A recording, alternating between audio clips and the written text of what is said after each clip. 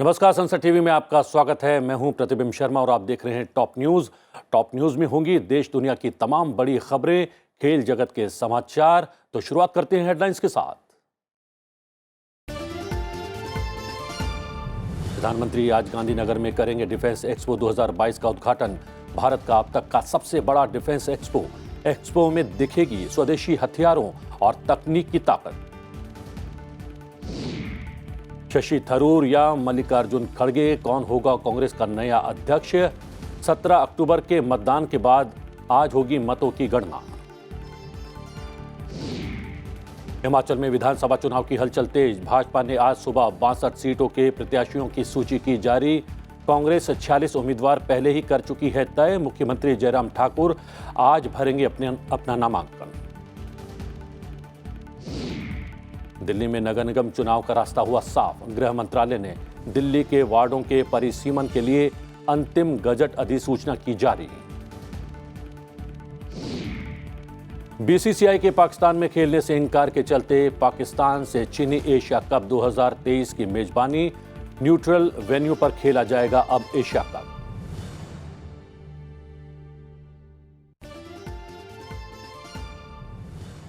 और अब खबरें विस्तार से।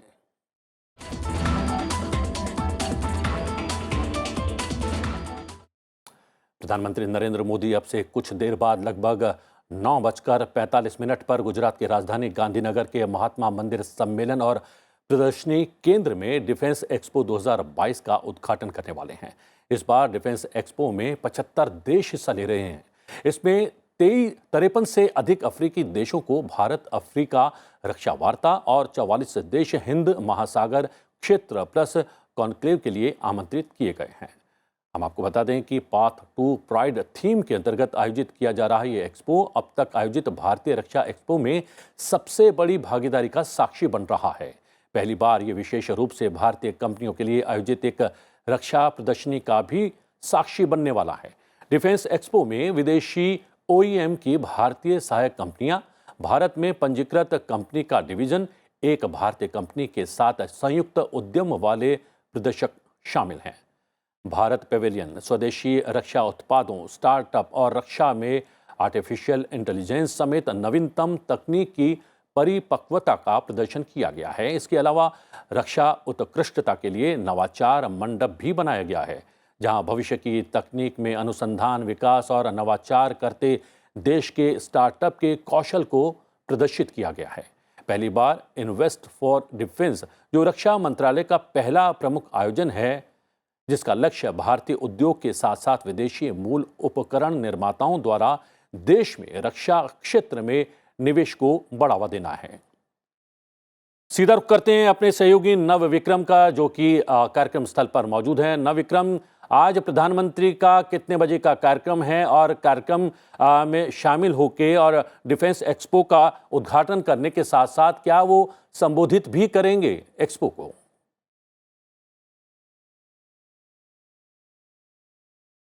नविक्रम, आवाज आ रही है मेरी? जी बिल्कुल प्रतिबिंब, मैं गांधीनगर के उसी महात्मा मंदिर में मौजूद हूं, जहां पर प्रधानमंत्री अब से कुछ देर बाद जो डिफेंस एक्सपो है उसका उद्घाटन करेंगे। देखिए, यहां प्रधानमंत्री का संबोधन भी है। इसके अलावा यहां मैं आपको बताना चाहूँगा कि गांधीनगर में कई अलग अलग जगह पर प्रतिबिंब जो प्रदर्शनी है, रक्षा प्रदर्शनी, उसका आयोजन किया गया है। तो यहाँ जो महात्मा मंदिर में प्रदर्शनी और संबोधन करने के बाद प्रधानमंत्री हेलीपैड जो HEC है यहाँ पर, वहाँ जाएंगे और वहाँ जो एग्जीबिटर हैं, जो प्रदर्शनी है, वो वहाँ पर उसका निरीक्षण करेंगे। इसके अलावा वहाँ पर ख़ास तौर पर इस बार इंडिया पवेलियन जो बनाया गया है, उस इंडिया पवेलियन का उद्घाटन करेंगे। इसके अलावा गुजरात पवेलियन समेत बाकी जो प्रदर्शनी के केंद्र हैं, वहाँ पर भी प्रधानमंत्री जाएंगे। जी प्रतिबिंब जी, और हमने देखा कि यहाँ पर बहुत सारे देशों के रक्षा मंत्री भी मौजूद हैं। रक्षा मंत्री राजनाथ सिंह ने कल उनसे मुलाकात भी की थी। तो क्या माना जाए, स्वदेशी हथियारों और तकनीक के लिए वैश्विक बाजार खोलने का भी एक प्रयास है ये डिफेंस एक्सपो?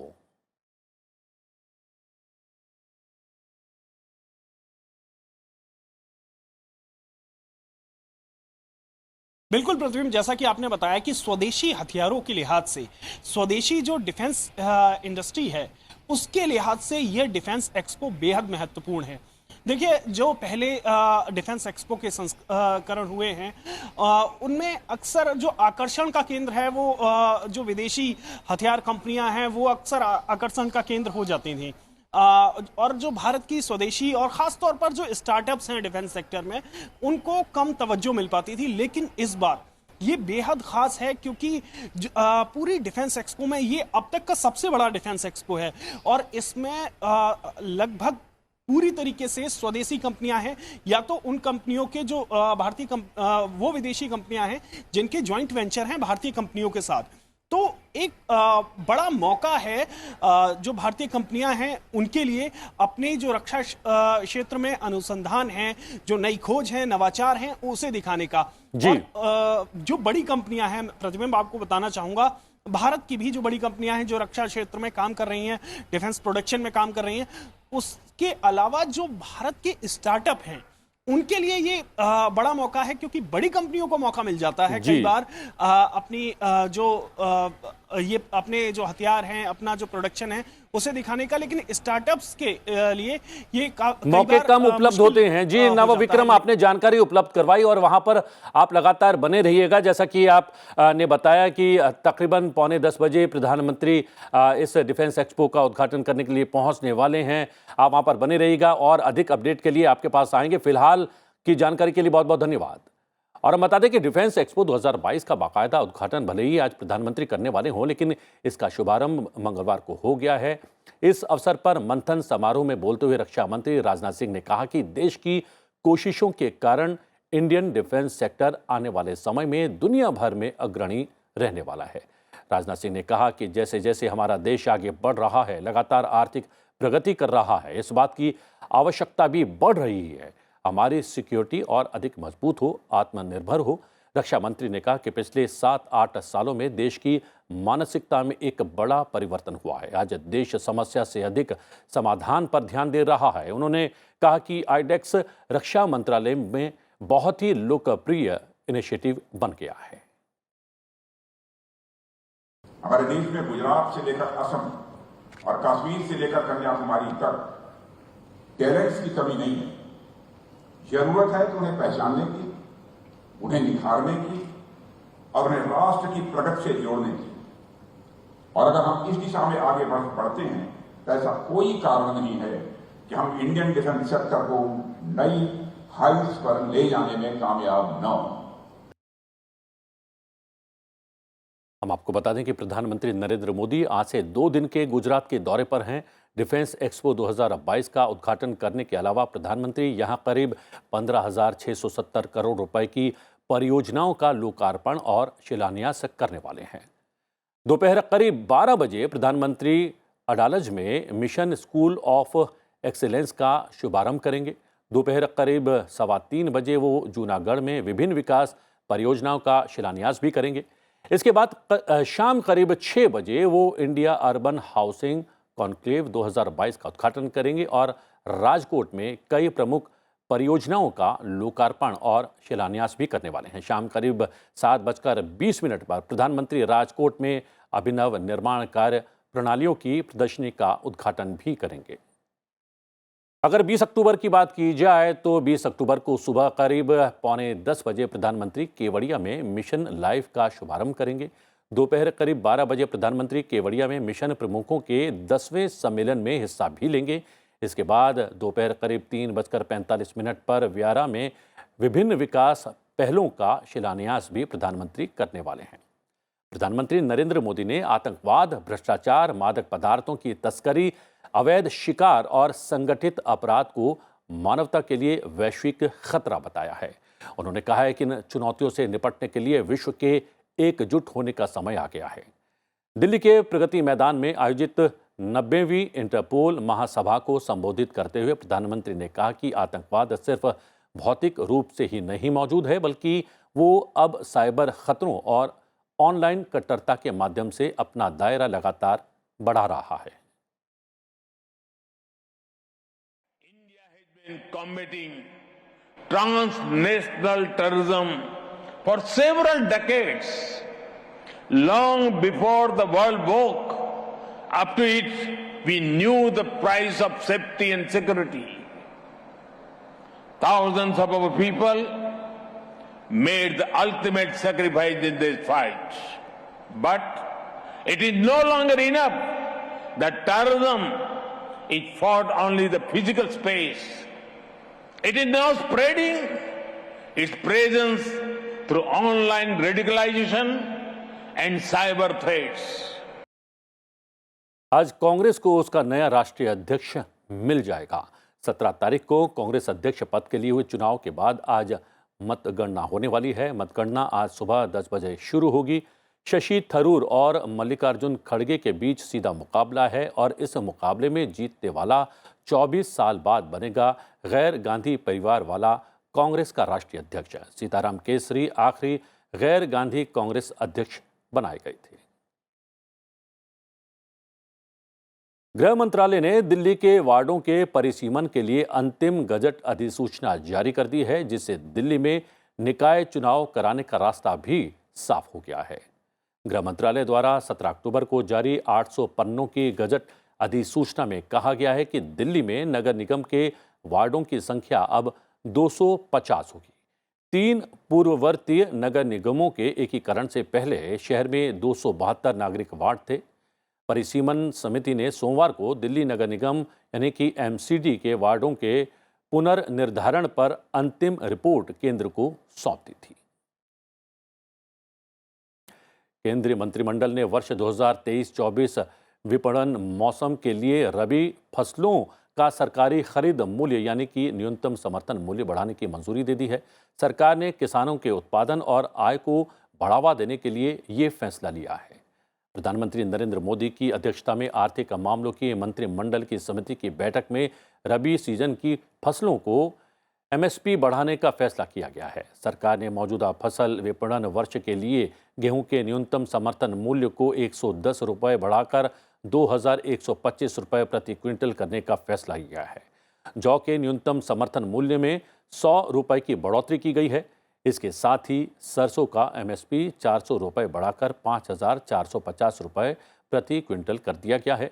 मसूर का न्यूनतम समर्थन मूल्य 500 रुपये प्रति क्विंटल बढ़ाया गया है। चने के न्यूनतम समर्थन मूल्य में 105 रुपये प्रति क्विंटल और कुसुम के न्यूनतम समर्थन मूल्य में 209 रुपये प्रति क्विंटल की वृद्धि की गई है।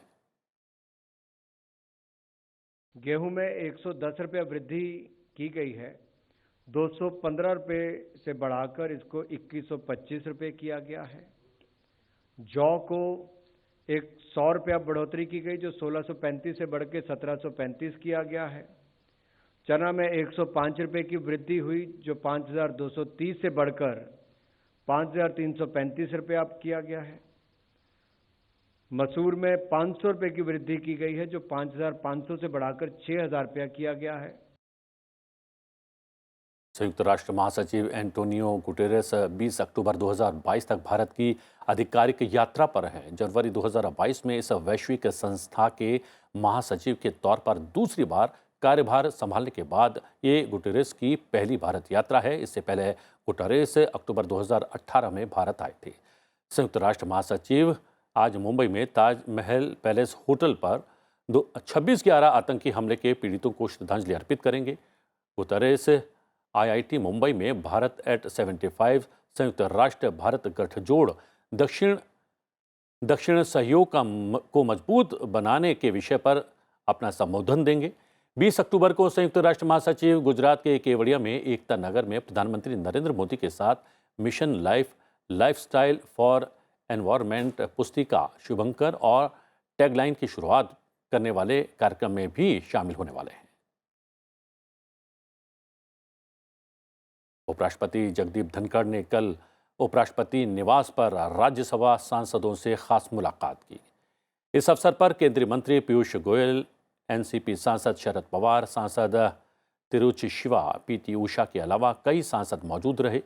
वहीं राज्यसभा के कई और सांसद भी वहां पर मौजूद रहे। इस अवसर पर रात्रि भोज का आयोजन भी किया गया।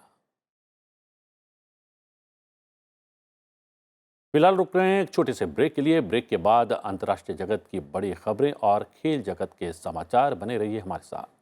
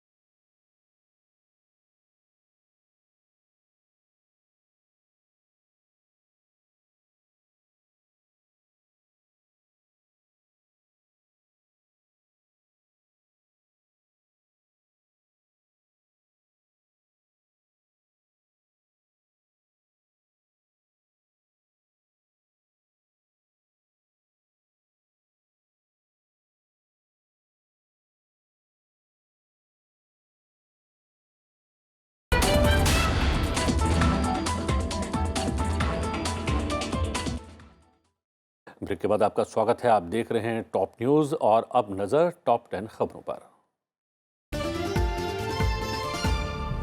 लोकसभा अध्यक्ष ओम बिरला आज नई दिल्ली में पर्यटक पुलिस योजना पर राष्ट्रीय सम्मेलन को संबोधित करेंगे।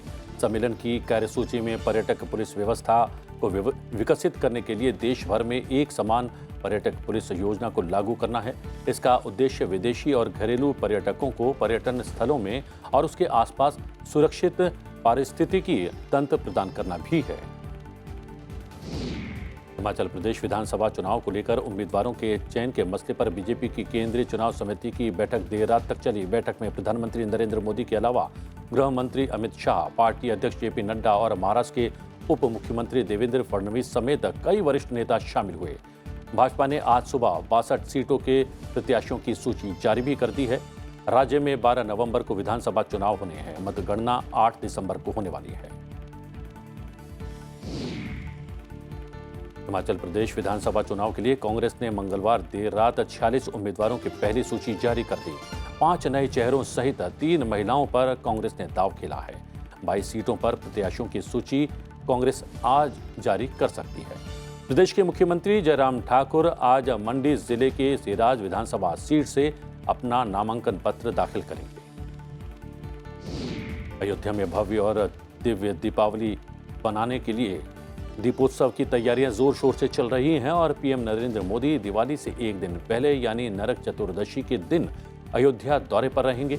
23 अक्टूबर को अयोध्या में होने वाले भव्य दीपोत्सव की तैयारियों का जायजा लेने के लिए उत्तर प्रदेश के मुख्यमंत्री योगी आदित्यनाथ आज अयोध्या जाने वाले हैं। दीपोत्सव स्थल का निरीक्षण करने के अलावा सीएम योगी श्री राम जन्मभूमि का दर्शन और मंदिर निर्माण स्थल का भी निरीक्षण करेंगे। दिल्ली के पर्यावरण मंत्री गोपाल राय दीपावली पर वायु प्रदूषण पर अंकुश लगाने की योजना तैयार करने के लिए आज एक उच्च स्तरीय बैठक की अध्यक्षता करेंगे। इस बैठक में धूल से होने वाले प्रदूषण को रोकने के लिए अभियान चलाने और पराली जलाने पर रोक लगाने के लिए पूसा बायो डीकंपोजर के छिड़काव के अलावा दीपावली पर वायु प्रदूषण को नियंत्रित करने की योजना तैयार करने के मुद्दे पर योजना बनाई जाएगी। मंगलवार को तीर्थ यात्रियों से भरा हेलीकॉप्टर गरुड़ चट्टी के पास दुर्घटनाग्रस्त हो गया था। हादसे में पायलट समेत 7 लोगों की मौत हो गई। विमान दुर्घटना जांच ब्यूरो और नागर विमानन महानिदेशालय के दल उत्तराखंड के केदारनाथ के निकट हुए हेलीकॉप्टर हादसे की जांच करेंगे।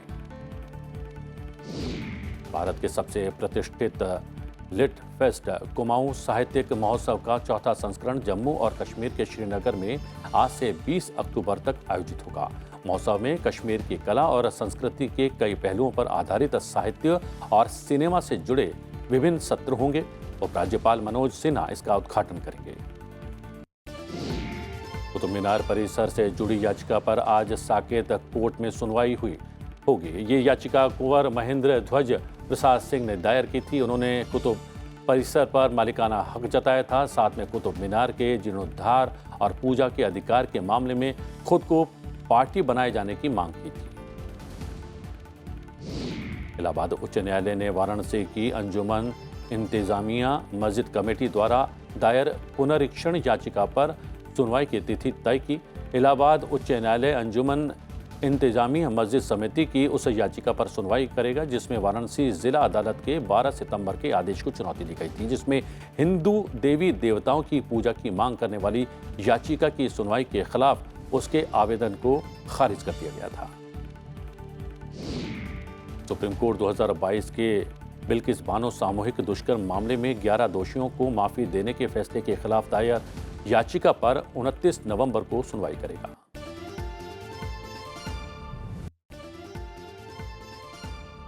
और अब नजर अंतर्राष्ट्रीय खबरों पर। महाराष्ट्र के जैतापुर में 1650 मेगावाट के परमाणु ऊर्जा रिएक्टर के निर्माण के लिए नए सिरे से जोर देने के बीच फ्रांस के राष्ट्रपति इमैनुएल मैक्रों अगले साल की शुरुआत में भारत आने वाले हैं।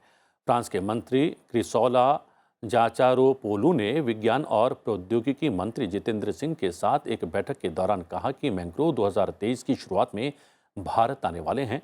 आपको बता दें कि भारत ने रत्नागिरी के जैतापुर में प्रत्येक 1650 मेगावाट के 6 परमाणु ऊर्जा संयंत्रों के निर्माण की घोषणा की है, जो 9,900 मेगावाट की कुल क्षमता के साथ देश में सबसे बड़े परमाणु ऊर्जा स्थल के रूप में उभर सकता है।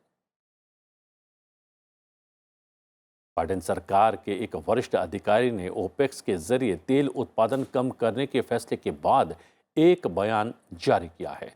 राष्ट्रपति जो बाइडेन, एक वरिष्ठ अमेरिकी अधिकारी ने स्पष्ट रूप से कहा है कि वो आज अमेरिकी रणनीतिक तेल भंडार के रिकॉर्ड रिलीज के बाजार में 15 मिलियन बैरल डाल रहे हैं। अगर ऊर्जा की कीमतें बढ़ती हैं तो अधिक रिलीज भी संभव है।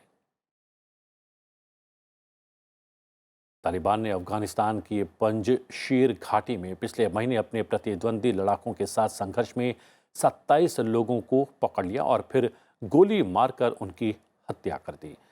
ये जानकारी एक रिपोर्ट के जरिए सामने आई है। रिपोर्ट में वीडियो के हवाले से कहा गया है कि 5 लोगों की आंखों पर पट्टी बांधी गई, उनके हाथ पांव पीछे बांध दिए गए। उसके बाद तालिबान के लड़ाकों ने 20 सेकंड तक उन पर अंधाधुंध गोलीबारी की और फिर जश्न मनाया। आपको बता दें कि ये जांच अफगान विटनेस ने की है, जो ब्रिटेन स्थित गैर लाभकारी सेंटर फॉर इंफॉर्मेशन रिजिलियंस की परियोजना है। इसके शोधार्थियों ने कहा है कि वो इस तरह के आरोपों की दुर्लभ रूप से पुष्टि करता है।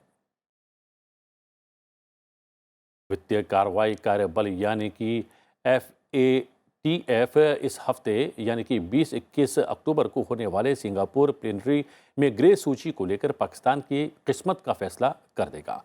इस्लामाबाद को 4 साल बाद वित्तीय निगरानी की ग्रे सूची से बाहर निकलने की उम्मीद है।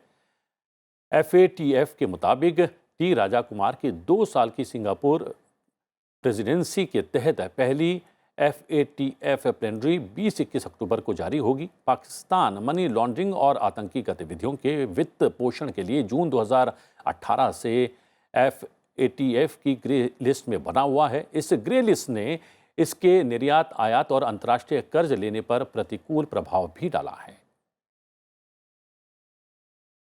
और अंतर्राष्ट्रीय खबरों के बाद अब नजर डालते हैं आर्थिक जगत की बड़ी खबरों पर।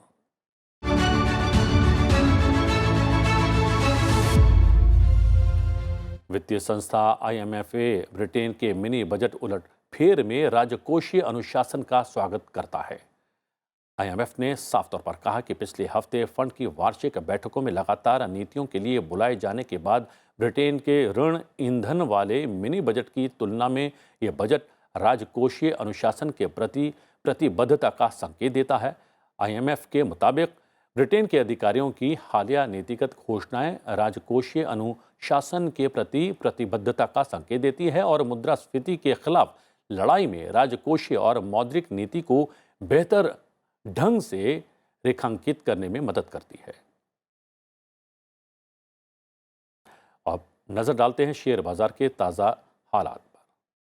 आज सेंसेक्स 236.36 अंकों की बढ़त के साथ 59,196.96 अंकों पर खुला। वहीं निफ्टी 81.20 अंकों की बढ़त के साथ 17,568.15 पर खुला। और अब बात है खेल जगत की बड़ी खबरों की।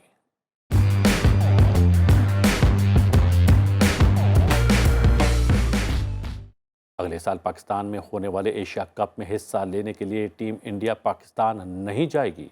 बीसीसीआई के सेक्रेटरी जय शाह ने दो टूक शब्दों में कहा कि भारतीय टीम एशिया कप में किसी न्यूट्रल जगह पर खेलना चाहेगी। आपको बता दें कि एशिया कप का अगला आयोजन पाकिस्तान में होना है और ये फैसला एशियन क्रिकेट काउंसिल की कार्यकारी समिति का है। ये संयोग है कि Jay Shah Asian cricket council के अध्यक्ष भी हैं। बीसीसीआई की सालाना जनरल मीटिंग में मुंबई में उन्हें दूसरे कार्यकाल के लिए चुन लिया गया। ऑस्ट्रेलिया में खेली जा रही T20 विश्व कप 2022 के दौरान आज भारत और न्यूजीलैंड के बीच वार्म अप मुकाबला खेला जाने वाला है। दोनों टीमों के बीच ये मुकाबला दोपहर 1:30 बजे से ब्रिस्बेन में शुरू होगा। आपको बता दें कि टीम इंडिया ने पहले वार्म अप मैच में ऑस्ट्रेलिया को 6 रन से मात दी थी। ऐसे में अहम मुकाबले से पहले अपनी तैयारियों को आंकने का ये भारतीय टीम के पास आखिरी मौका होगा। ऑस्ट्रेलिया में हो रहे T20 विश्व कप के क्वालिफाइंग मुकाबलों के दौरान 2 मुकाबले आज खेले जाएंगे। पहला मुकाबला आयरलैंड और स्कॉटलैंड के बीच हॉबर्ट में सुबह 9:30 बजे शुरू होगा। वेस्टइंडीज़ को पहले मुकाबले में हराने वाली स्कॉटलैंड की टीम अगर आज का मुकाबला जीत जाती है तो अंतिम 12 में अपनी जगह करीब करीब पक्की कर लेगी। दूसरा मुकाबला वेस्टइंडीज़ और जिम्बाब्वे के बीच हॉबर्ट में ही खेला जाएगा। दोनों टीमों के बीच मुकाबला भारतीय समय के अनुसार दोपहर 1:30 बजे से शुरू होगा। टॉप न्यूज़ में फिलहाल इतना ही। आपको छोड़े जाते हैं आज के दिन यानी कि 19 अक्टूबर के इतिहास के साथ। आप देखते रहिए संसद टीवी। नमस्कार। 19 अक्टूबर साल 1869 को मातंगिनी हाजरा का जन्म बंगाल प्रेसिडेंसी के तमलुक में हुआ। वे भारत की महान क्रांतिकारियों में से एक थीं। मातंगिनी को गांधी बूढ़ी के नाम से भी जाना जाता है। साल 1933 में करबंदी आंदोलन को दबाने के लिए बंगाल के तत्कालीन गवर्नर एंडरसन तमलुक आए तो उनके विरोध में प्रदर्शन हुआ। वीरांगना मातंगिनी हाजरा सबसे आगे काला झंडा लिए डटी रहीं। साल 1942 में एक विरोध प्रदर्शन के लिए मातंगिनी हाजरा लगभग 5000 लोगों के साथ सरकारी डाक बंगले पर पहुंच गईं। अंग्रेजों ने 72 साल की मातंगिनी हाजरा को गोलियों से छलनी कर दिया, लेकिन उन्होंने मरते दम तक तिरंगे को नहीं गिरने दिया और उनके मुंह से वंदे मातरम निकलता रहा। 19 अक्टूबर साल 1910 को जाने माने खगोल भौतिक शास्त्री सुब्रमण्यम चंद्रशेखर का जन्म लाहौर में हुआ। खगोलिकी के क्षेत्र में उनकी सबसे बड़ी सफलता उनके द्वारा प्रतिपादित चंद्रशेखर सीमा नामक सिद्धांत से हुई। चंद्रशेखर सीमा के प्रतिपादन के फलस्वरूप ही न्यूट्रॉन तारों और ब्लैक होल्स का पता चला। उन्होंने श्वेत ड्वार्फ तारों के समूह की अधिकतम आयु सीमा के निर्धारण की विवेचना की। साल 1968 में उन्हें भारत सरकार द्वारा पद्म विभूषण से सम्मानित किया गया। 1983 में उन्हें भौतिकी के नोबेल पुरस्कार से नवाजा गया। 19 अक्टूबर साल 1920 को पांडुरंग शास्त्री अठावले का जन्म बॉम्बे प्रेसिडेंसी के रोहा में हुआ। वे भारत के दार्शनिक, आध्यात्मिक गुरु और समाज सुधारक थे। उन्होंने साल 1954 में स्वाध्याय आंदोलन चलाया और स्वाध्याय परिवार की स्थापना की। स्वाध्याय आंदोलन श्रीमद् भगवद गीता पर आधारित आत्मज्ञान का आंदोलन है जो भारत के 1 लाख से अधिक गांवों में फैला हुआ है और इसके लाखों सदस्य हैं। पांडुरंग शास्त्री अठावले के जन्मदिन को मनुष्य गौरव दिन के रूप में मनाया जाता है। साल 1999 में पांडुरंग शास्त्री को पद्म विभूषण से सम्मानित किया गया।